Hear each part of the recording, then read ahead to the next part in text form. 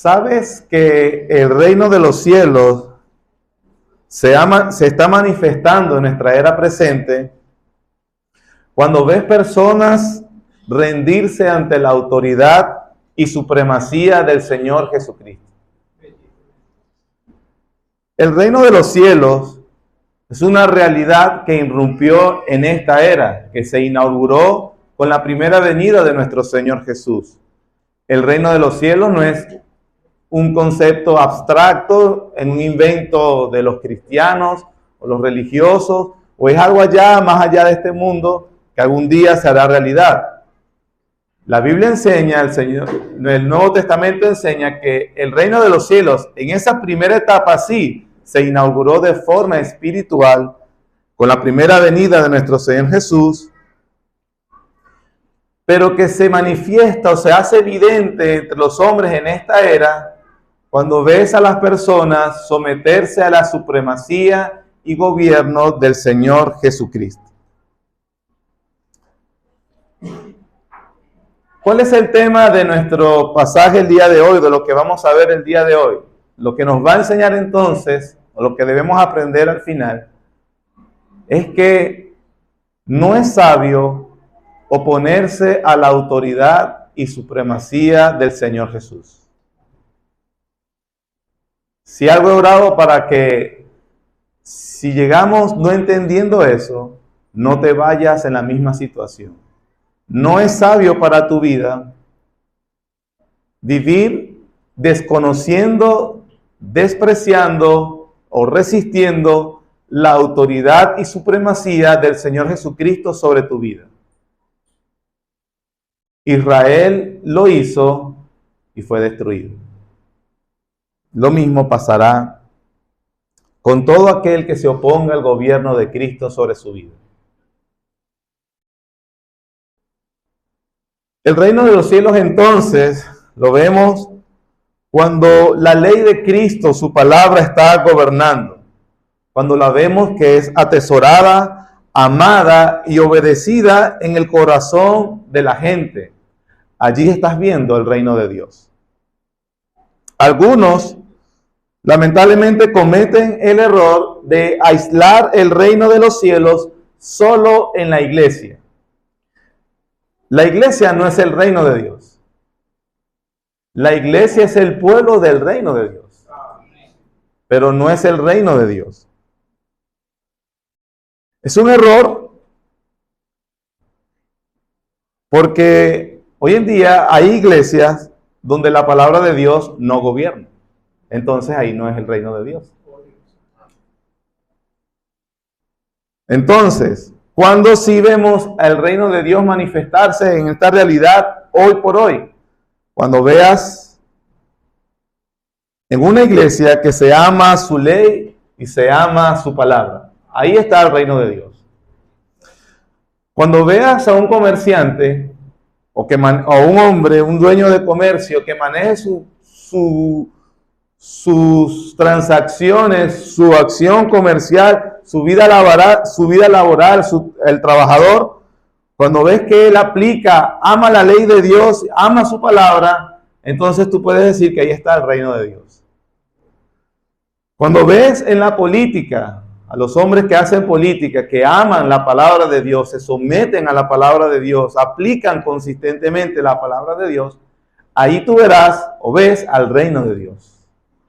Cuando ves familias donde los padres, los hijos, aman, obedecen y aplican la ley de Dios, entonces tú puedes decir que ahí en ese hogar está el reino de Dios presente. En fin, el reino de Dios espiritual, inaugurado por Jesucristo en su primera venida, que se manifestará en concreto en todo el cosmos en su segunda venida, podemos verlo una realidad hoy mientras eso sucede, cuando la ley de Dios, su palabra, se abraza por la fe y se aplica consistentemente. Amén, hermanos. Amén. Dicho esto, tenemos que también entender que tenemos sociedades, iglesias o personas particulares o públicas también que se oponen a ese gobierno de Jesucristo, que lo resisten. Algunos lo resisten, es decir, no me interesa que tengas que decirme. Otros se oponen activamente a rechazar el gobierno del Señor Jesús. Si te has fijado en las últimas semanas, eso es lo que hemos estado viendo a lo largo del primer capítulo, del capítulo 21, y también lo enseña en todo el Evangelio de Mateo. Hemos visto que personajes políticos, líderes religiosos y la sociedad en general se estuvo oponiendo o resistiendo al gobierno y la supremacía del Señor Jesucristo sobre sus vidas. Y hacer eso es algo peligroso. Lo que vamos a aprender hoy es que como lo hizo esta gente, jugaron con fuego y se quemaron. Oponerse o resistirse a la supremacía de Jesucristo a tu vida es peligroso. Es, si quieres ver una imagen, como alguien que está en una estación de gasolina y prende un fósforo. Tú no quieres estar cerca de esa persona. Estás jugando peligrosamente. Bueno, estos hombres prendieron varios fósforos y las pistolas de la gasolinera estaban echando gasolina. Eso lo hicieron los líderes civiles y religiosos de Israel. Se opusieron, se resistieron intencionalmente y el Señor Jesucristo predijo y les anunció su destrucción. Lo mismo va a suceder con cualquiera de los que estamos hoy aquí, que resista o se oponga a la supremacía de Jesucristo sobre su vida. Quiere el Señor que hoy baje las armas ante el Rey de Reyes, dobles tus rodillas y te sometas a Él para siempre. Mateo 21, 33. Oíd otra parábola. Hubo un hombre, padre de familia, el cual plantó una viña, la cercó de vallado, cavó en ella un lagar, edificó una torre y la arrendó a unos labradores y se fue lejos. Y cuando se acercó el tiempo de los frutos, envió sus siervos a los labradores, para que recibiesen sus frutos. Mas los labradores, tomando a los siervos, a uno golpearon, a otro mataron y a otro apedrearon.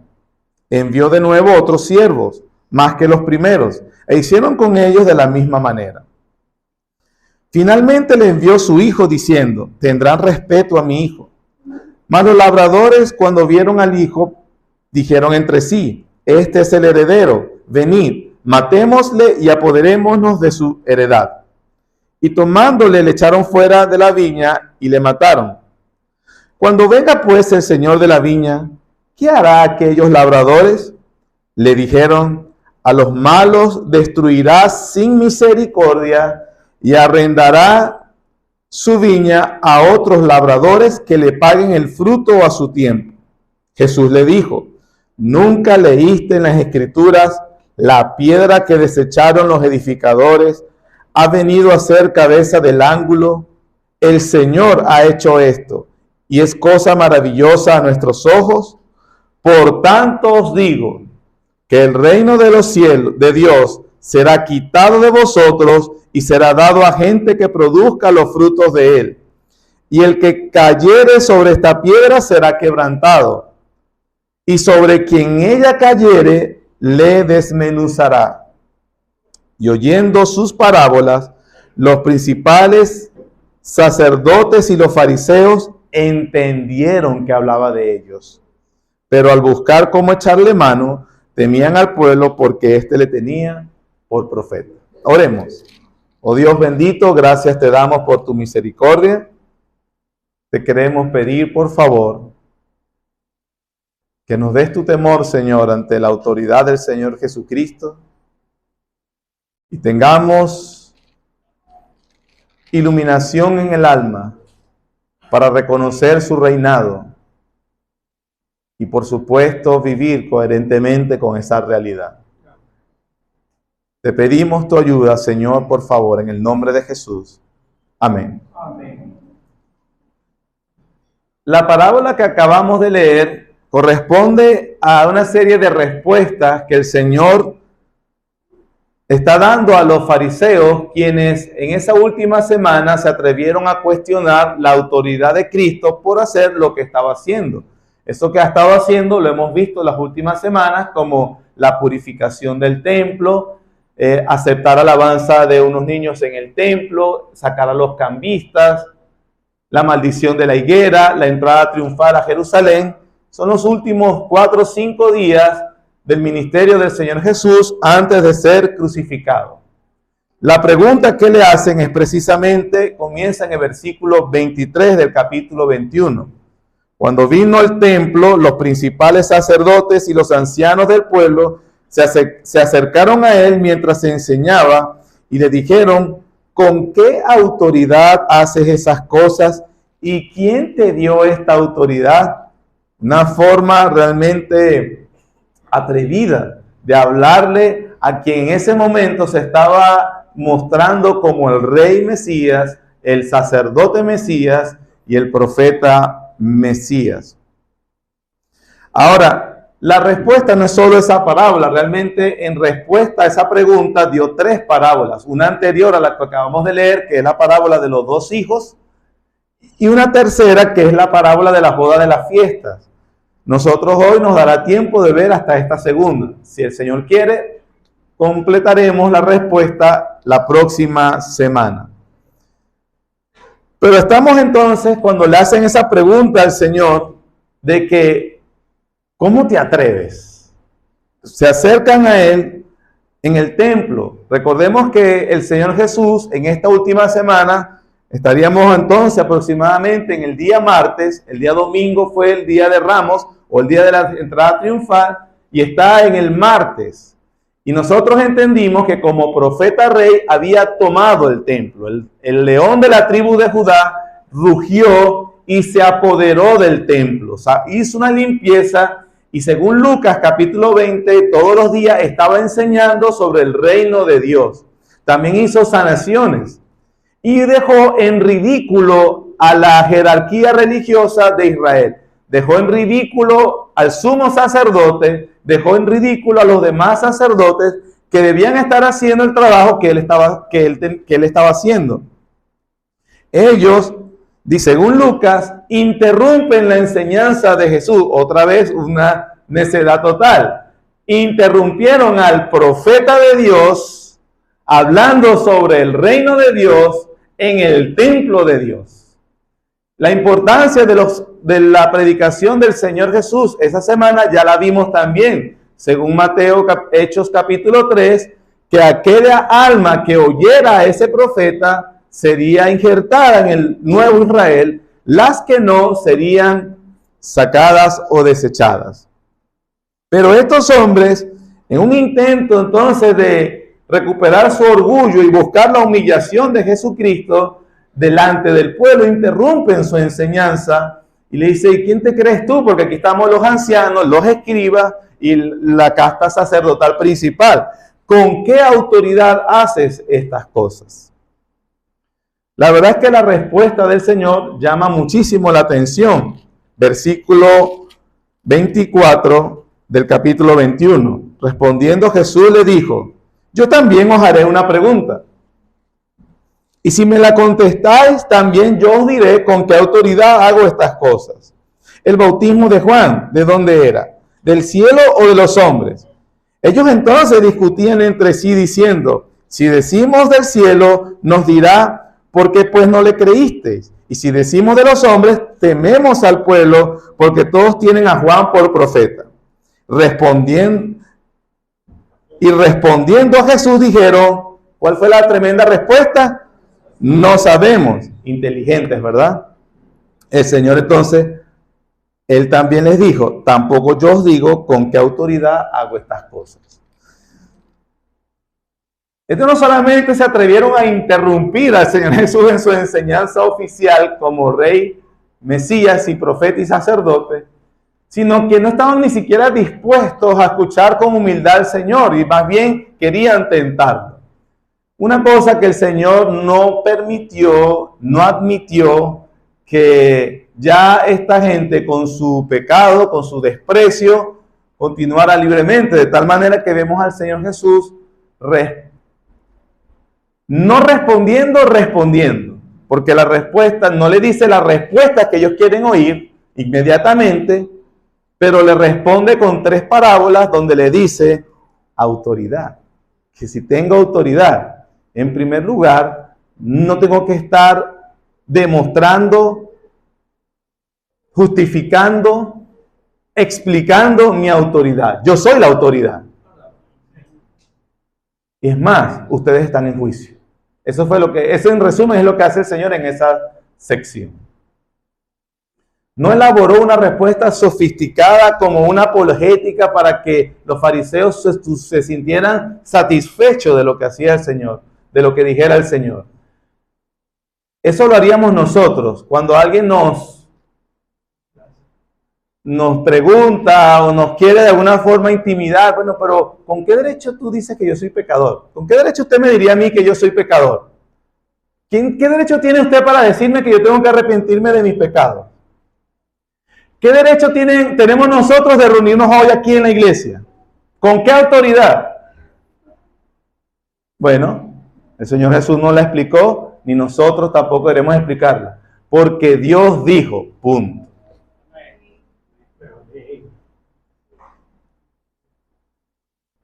¿Por qué usted debe congregarse hoy?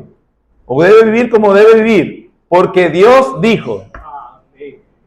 Él es la máxima autoridad. No necesita ser vindicada su autoridad. Y tú debes creer en el Evangelio y arrepentirte de tus pecados y venir a la supremacía y gobierno de Jesucristo en tu vida, porque Él es la máxima autoridad. ¿Por qué crías a tus hijos así? Porque Él lo dice. Punto. ¿Por qué hacemos lo que hacemos, hermanos, como creyentes? Porque Él es la máxima autoridad. No hay nadie por encima de Él. No hay nadie ni nada. Pero entonces le puso un dilema sobre Juan el Bautista, al cual Juan el Bautista había dicho públicamente o señalado a Jesús como el Cordero de Dios, como el profeta Mesías, que Juan el Bautista era el precursor del Mesías. Por tanto, si ellos admitían que Juan era un profeta de Dios, ellos mismos le dirían a Jesús, entonces tu autoridad está más que justificada, porque Juan dijo que tú eres el Mesías. Pero si ellos negaban que no era de Dios, entonces, como todo mentiroso hipócrita, les preocupaba qué pensaba la gente. Y entonces prefirieron evadir la responsabilidad. El Señor dijo, ustedes no quieren conversar honestamente. Como no están interesados en la verdad, yo no tengo por qué anunciarles la verdad. Eso es peligroso, hermano. Cuando Dios decide no restringirnos de la maldad, sino más bien dejarnos que lo hagamos libremente. Y eso fue lo que hizo con estos hombres. Los dejó en su obstinación. Sin embargo, el Señor aún comienza a dar su respuesta y comienza con una parábola, pero la da de otra forma. No les respondió directamente lo que querían oír, pero les dijo lo que necesitaban oír. Comienza el versículo 28. Pero, ¿qué os parece? Primero ya le dijo, yo no le voy a decir con qué autoridad, pero ¿qué os parece? Saquen de nuevo su conclusión. Versículo 28. Un hombre tenía 2 hijos y acercándose al primero le dijo, hijo, ve hoy a trabajar a mi viña. Respondiendo él dijo, no quiero, pero después arrepentido fue.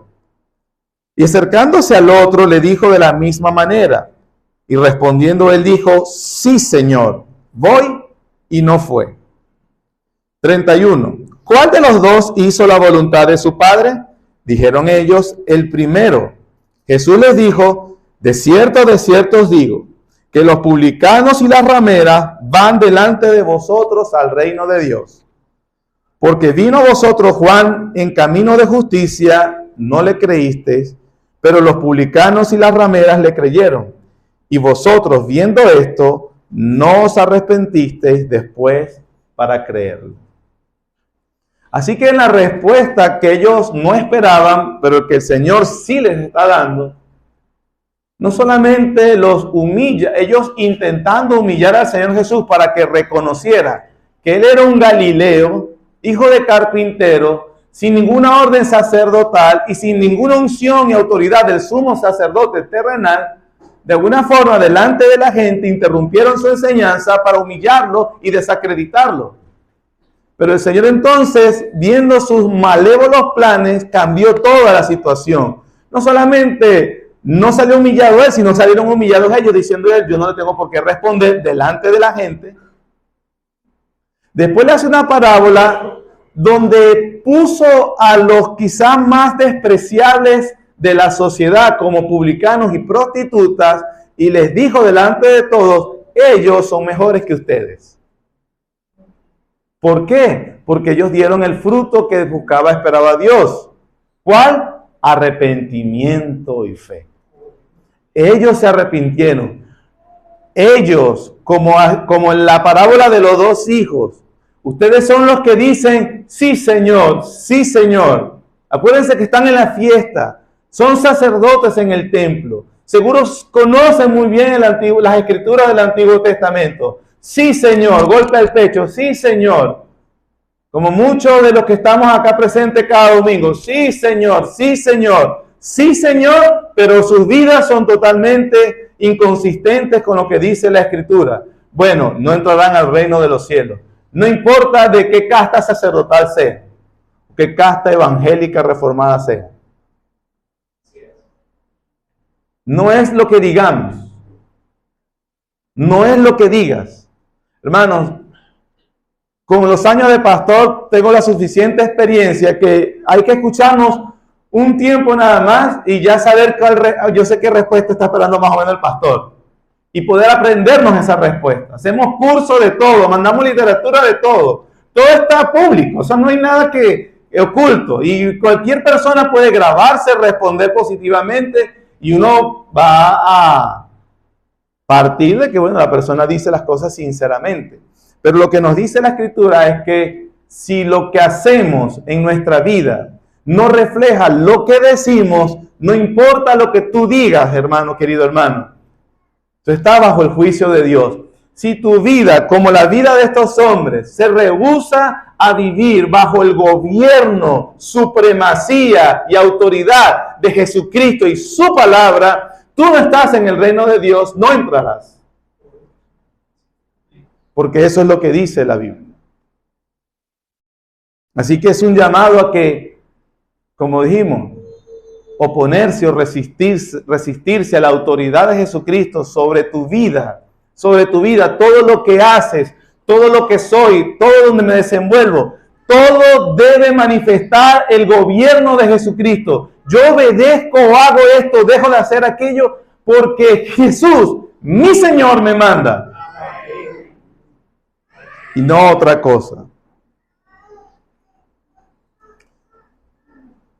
Obviamente ya los tiene, imagínense la cara de humillados que tiene esta gente. Querían humillar al Señor y el Señor los humilla. Pero no solamente por venir de groseros y de impertinentes a interrumpirlo y a retarlo, se pusieron a prender fósforo cuando las mangueras de la gasolina estaban activas. Les explotó en la cara la gracia. Ahora el Señor no solamente hace eso, sino que ahora, ya en la situación tensa, sino el Señor sube la tensión ahora y les da la parábola que leímos al principio. La parábola es bien conocida. Dio la segunda, el Señor eleva la apuesta, una segunda parábola y después da una tercera, que no nos va a dar tiempo hoy.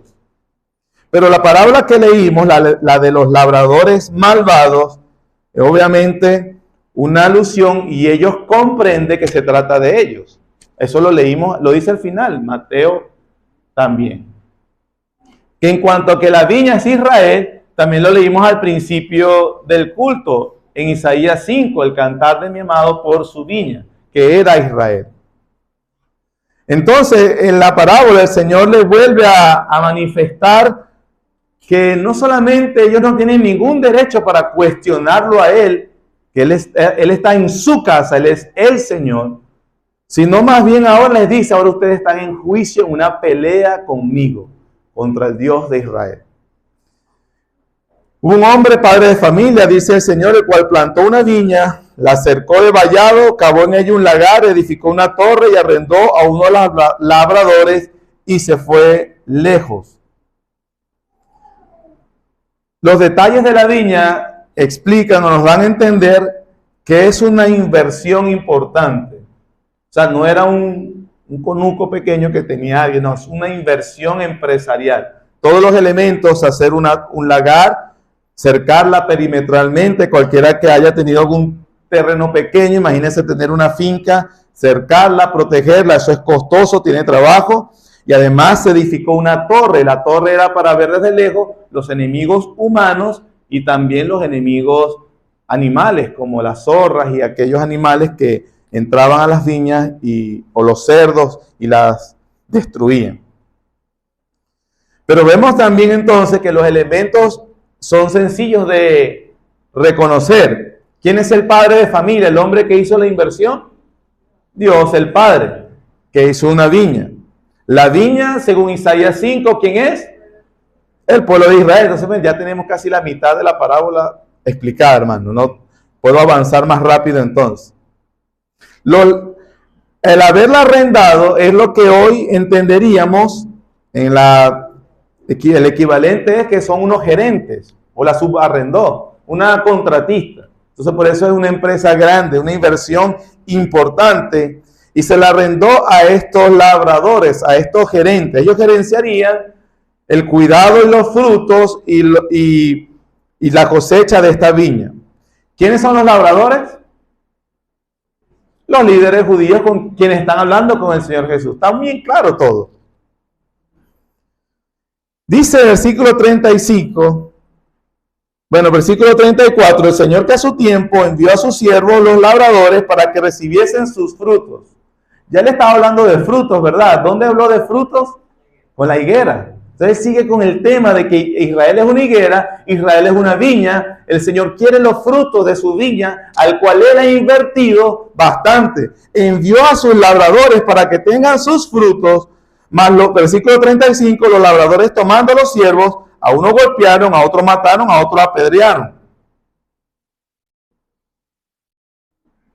Dice la Biblia que Zacarías el profeta fue apedreado. Jeremías el profeta fue azotado. Isaías el profeta fue aserrado. Juan el Bautista, el último de los profetas del Antiguo Testamento, fue decapitado y ellos básicamente no dijeron nada porque Juan el Bautista era molestoso para ellos.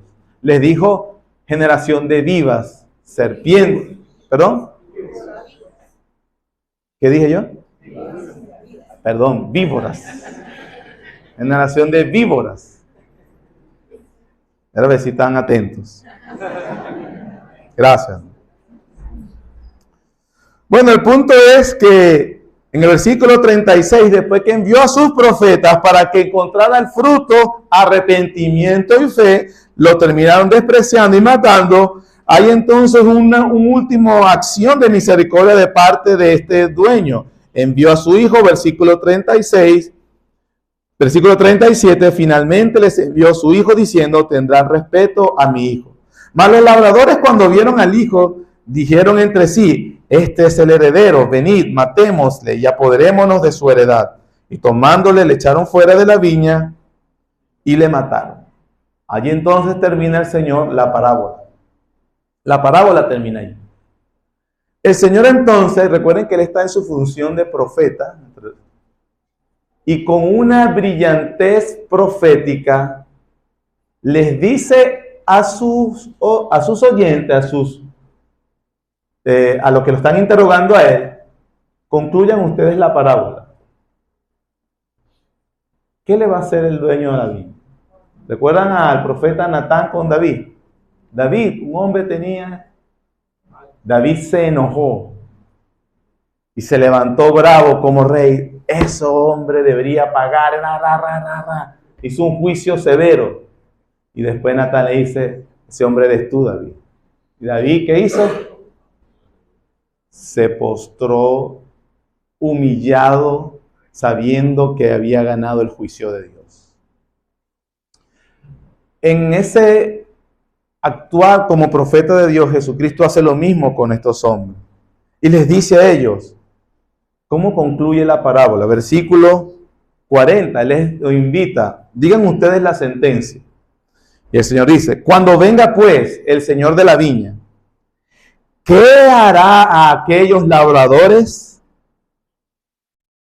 El versículo 41, realmente yo no sé decir si es que ellos como David, entusiasmados con la enseñanza del Señor, respondieron espontáneamente, concluyeron bien, o simplemente se atrevieron a afirmar lo que realmente estaban ganando ellos mismos. Porque después del 42 dice que ellos entendieron, o a lo mejor, que está hablando de nosotros. Ellos dan la sentencia sobre el accionar de la parábola, versículo 41. Le dijeron, a los malos que destruirá sin misericordia y arrendará su viña a otros labradores que le paguen el fruto a su tiempo. Ellos entonces, ¿qué hicieron? Dieron la sentencia. Sí saben. ¿Se recuerdan que la pregunta empezó y cuando el Señor les dijo algo? No sabemos. Y Él los lleva en una trama parabólica para demostrar que sus sentidos intelectuales no están ofuscados y que tampoco es tan difícil. Entonces, vieron que sí saben. ¿Cuál es la sentencia, hermano? A los malvados destruirá sin misericordia. Pero no se queda ahí. Después que ellos dan la sentencia, el Señor se las aplica directamente. Versículo 42. Jesús les dijo, ¿nunca leíste en las Escrituras la piedra que desecharon los edificadores ha venido a ser cabeza del ángulo? El Señor ha hecho esto y es cosa maravillosa a nuestros ojos.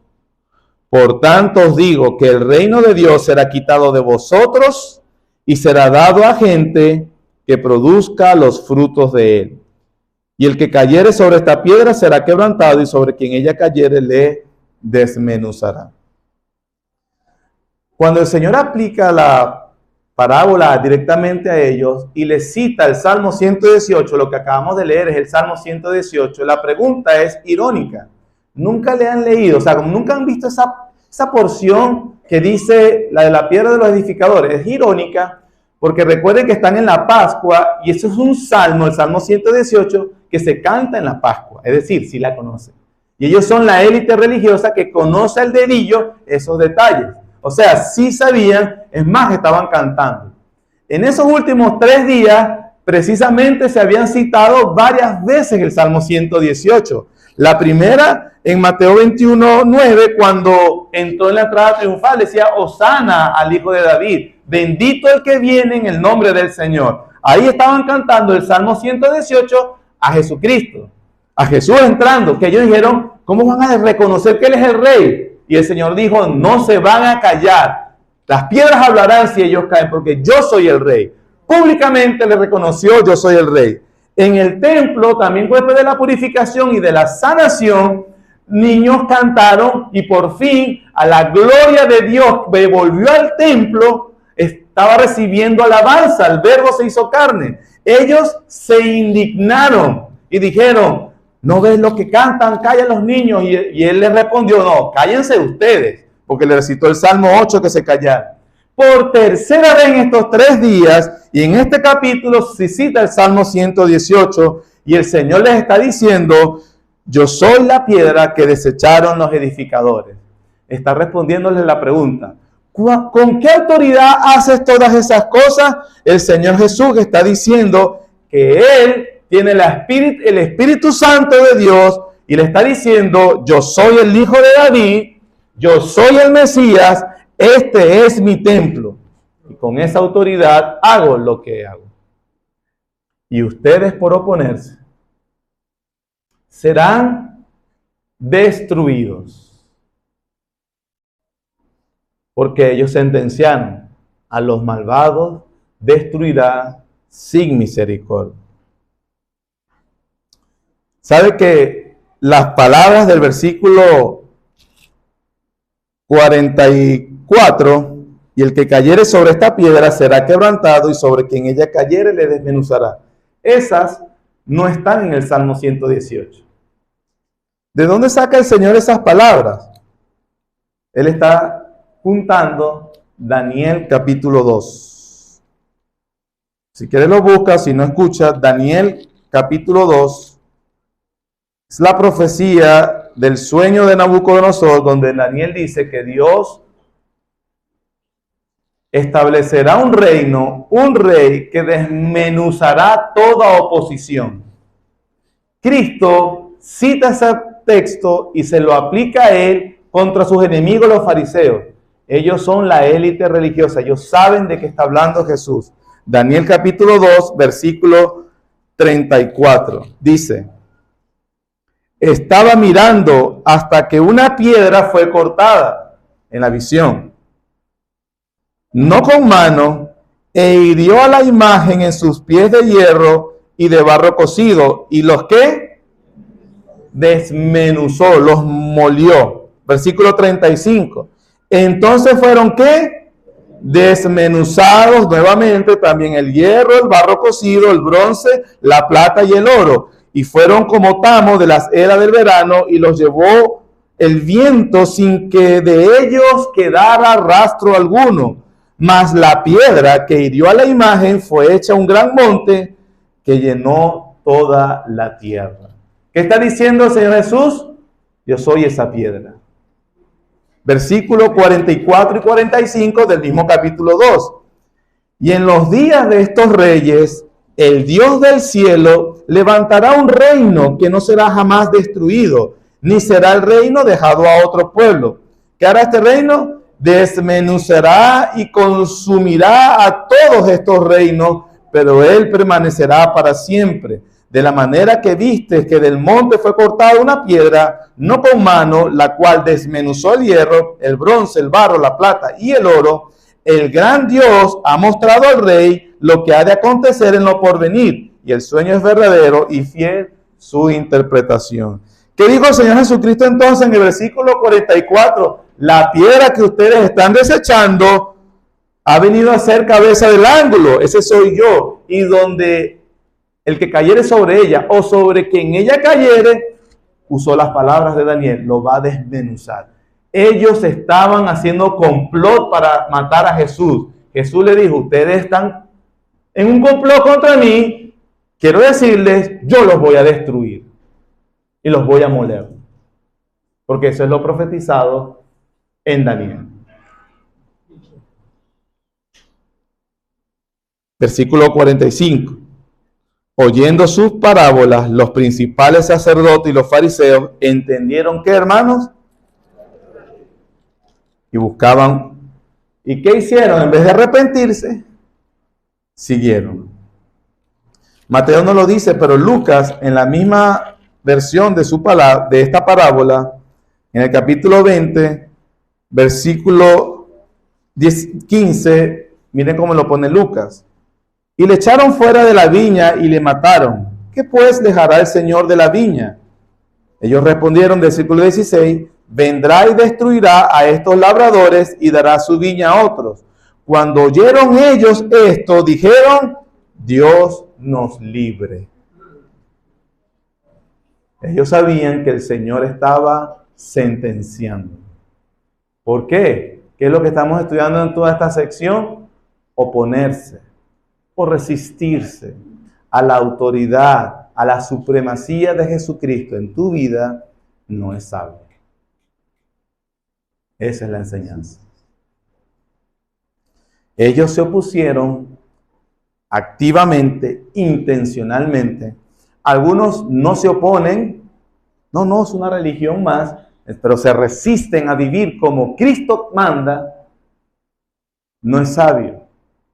La piedra ha venido a ser cabeza del ángulo y te va a destruir, te va a moler. Eso fue lo que pasó sobre esta gente. Eso es lo que pasará contigo si no te sometes al gobierno y supremacía de Jesucristo. Debemos aplicar para finalizar todo lo que hemos hablado. Este texto o esta porción de las Escrituras nos enseña que Dios construye su reino desde la piedra angular que los edificadores desecharon. ¿Quién es la piedra angular? Entonces, el reino de los cielos se manifiesta donde la autoridad, gobierno y supremacía de Jesucristo es recibida. Lo que empezamos. Allí está el reino de los cielos manifestado en esta era. Juan 1:12 dice, a los suyos vino y los suyos no le recibieron, mas a todos los que le recibieron, a los que creen en su nombre, a esos le dio potestad de ser hechos hijos de Dios, los cuales no son engendrados de sangre ni de voluntad de carne, es decir, no por la raza judía, sino que por voluntad de Dios. Aquellos que escuchen al profeta serán injertados en el nuevo Israel, aquellos que desoigan serán deshechos y juzgados. Judíos o gentiles. ¿Cuál es la diferencia entonces entre estos edificadores, el Israel nacional de lo que estamos hablando, y de el Israel espiritual, la iglesia que ya hemos estado diciendo en estos domingos? Pedro nos los aclara en su primera carta de Pedro, capítulo 2. ¿Cuál es la diferencia entonces entre Israel nacional, judío, juzgado por Dios, desechado por Dios, ya no es pueblo de Dios, y la iglesia? Acuérdense que iglesia barra Nuevo Israel o el Israel de Dios. ¿Cuál es la diferencia? Bueno, como dice primera de Pedro, capítulo 2, primera carta del apóstol Pedro, capítulo 2, versículo 4, dice, acercándoos a él, piedra viva, la piedra angular, desechada ciertamente por los hombres, mas para Dios, ¿qué es? Escogida y preciosa. ¿Quién es para Dios la piedra angular, escogida y preciosa? Jesucristo. No es Buda, no es Mahoma, no es Confucio, no es Gandhi. Hermanos, ¿quién tiene la autoridad? Ninguno de ellos, solo Jesucristo. En ningún otro hay salvación, porque hay un solo nombre dado a los hombres bajo el cielo en que podamos ser salvos. Jesucristo, hombre. Él es la piedra preciosa escogida de Dios. No hay más. Solo Él. Que los edificadores desecharon, fueron juzgados. Pero ¿cuál es la diferencia? Versículo 5. Vosotros también, como piedras vivas, sed edificados como casa espiritual y sacerdocio santo. ¿A quién juzgó el Señor? ¿A quién destruyó en el siglo I? Al templo y al sacerdocio judío. Y lo reemplazó por un nuevo templo y por un nuevo sacerdocio. ¿Quién es? La iglesia de Cristo. El templo espiritual, la iglesia, y el sacerdocio espiritual de todos los creyentes. El sacerdocio universal. Sacerdocio santo, para ofrecer sacrificios espirituales aceptables a Dios, ¿por medio de quién? Nuevamente la piedra viva. Versículo 6. Por lo cual también contiene la escritura. He aquí, pongo en Sión la principal piedra del ángulo, escogida, preciosa, y el que creyere en él no será avergonzado. Para vosotros, la iglesia, para vosotros pues, la iglesia, los que creéis, él es que precioso. Pero para los que no creen, la piedra que los edificadores desecharon ha venido a ser cabeza del ángulo y piedra de tropiezo y roca que hace caer, porque tropiezan en la palabra, siendo desobedientes, a lo cual fueron también destinados. Entonces, ¿dónde vemos el reino de Dios manifestado? donde se abraza a Jesucristo como la piedra angular preciosa, escogida de Dios, única, de donde Dios construye su reino y nos une a ese reino por abrazarlo a Él con todo el corazón. Quien no haga eso, la piedra no lo va a salvar, la piedra lo va a desmenuzar. ¿Sí estamos? Gloria a Dios. Entonces, hermanos, no buscamos o no busques el reino de Dios en la pompa mundana o la pompa religiosa. El reino de Dios está presente donde los corazones están sometidos a ese gobierno y supremacía del Señor. Donde hay obediencia y adoración a Jesucristo, ahí está el poder de Dios manifestado. Un corazón que ha nacido de nuevo. No busquemos el escándalo musical ni las expresiones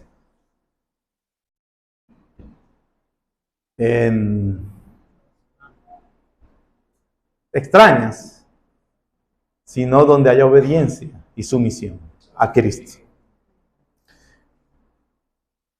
El texto, toda la porción también nos enseña sobre la deshonestidad de los hombres. Cuando el Señor comienza a hablar con ellos y le plantea la realidad, la verdad evidente, ¿qué dijeron? No sabemos, se hicieron los locos. El problema que tiene el incrédulo, querido hermano, y si tú eres un incrédulo, yo te quiero decir cuál es tu problema, no es que el argumento para creer en Jesús sea muy débil o ilógico. El problema es que te resistes a ser convencido porque no deseas el gobierno de Jesucristo sobre tu vida. Pero como ya hemos demostrado, peligroso. Es peligroso. Jesús es peligroso. El Señor Jesús, a través de esta porción, nos enseña, hermanos, que nuestro Señor Jesús no permite que nadie sea neutral. Si usted dice, no, yo estoy bien, tranquilo, yo respeto, es lindo, no soy evangélico, no soy cristiano, pero todo chévere, no se preocupen. Bueno, eres enemigo de Dios y serás destruido también.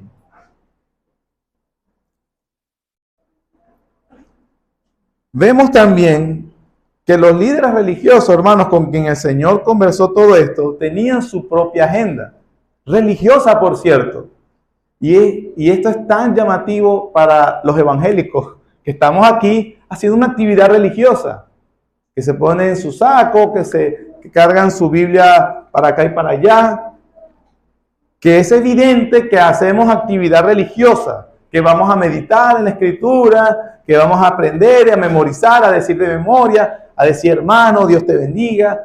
Todo eso, ¿verdad? Que puede ser parte de ser cristiano, carece de peso y de verdad cuando lo único que hacemos es perseguir nuestra propia agenda y no dejar que se endurezca el corazón creyendo que somos lo que no somos y viviendo a espaldas de lo que dice el Señor en su palabra. Porque ahí me llamáis Señor, Señor, y no hacéis lo que yo os mando. Así que todo esto, hermano, nos llama a una reflexión seria de que vivamos para Dios. Cuando decimos que si pudiéramos reconocer ahorita que no he vivido como dice el texto, puedo decirte como heraldo del Señor Jesús que si vienes a Él, Él no te echará fuera. Si te arrepientes, si tienes fe, el Rey, la piedra angular, te recibirá en su reino. Y te enseña ahora a vivir como Él. No solamente el Señor respondió aquí la pregunta, ¿con qué autoridad? Hasta el final de Mateo la responde. Se acerca a sus discípulos resucitados y les dice, toda potestad me es dada en el cielo y en la tierra. Por tanto, id y haced discípulos a todas las naciones. Hermanos, ¿por qué ustedes se reúnen? ¿Por qué yo tengo que predicar? ¿Por qué hacemos lo que hacemos? Porque la máxima autoridad nos mandó. Él es el Señor Jesús, el Dios hombre. Y vendrá y juzgará a quienes no se sometan a Él. Que el Señor nos ayude. Gracias, Señor.